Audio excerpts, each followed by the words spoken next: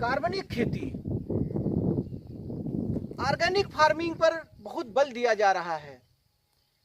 आप लोग देख रहे हैं साथियों कि अधिक कीटनाशक, अधिक जो है रासायनिक उर्वरक प्रयोग करने से खेत की उर्वरा शक्ति घट रही है, कार्बनिक पदार्थ की मात्रा कम होती जा रही है।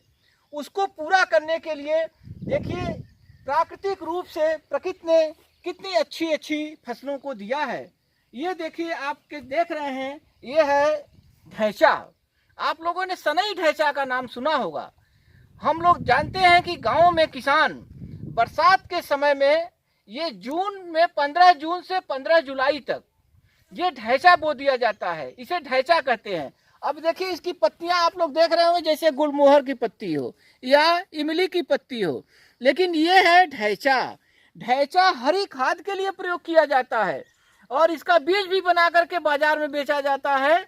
हम यहाँ पर बोलेंगे कि ढैंचा का कृषि में क्या महत्व है। साथियों, ढैंचा एक ऐसा फसल है जो हरी खाद के लिए किसान अपने खेतों में उगाते हैं।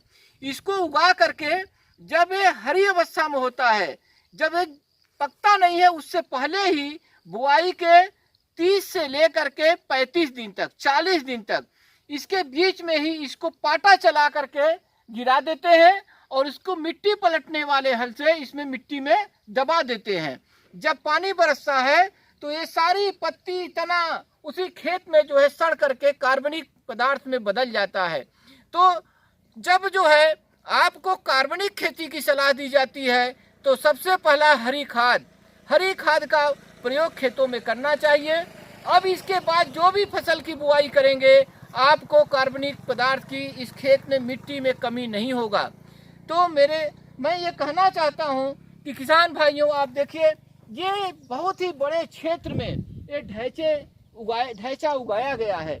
यदि इस ढैंचे को उगाया गया है तो इसका क्या मतलब है।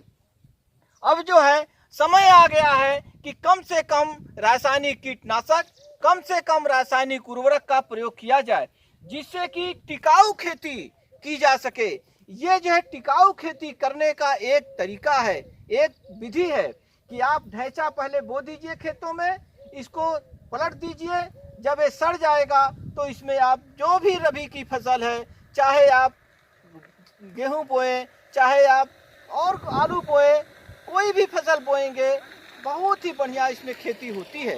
तो आपको सुझाव दी जाती है किसान भाइयों साथियों कि इसके बारे में जानें। और ये मिट्टी जैसे आपके स्वास्थ्य के लिए विभिन्न प्रकार के विटामिन, विभिन्न प्रकार के सूक्ष्म तत्व की आवश्यकता होती है, उसी तरह से मिट्टी को भी जीवित रखने के लिए, टिकाऊ खेती के लिए विभिन्न प्रकार के सूक्ष्म तत्व की जरूरत होती है और विशेष तौर पे कार्बन की जरूरत पड़ती है।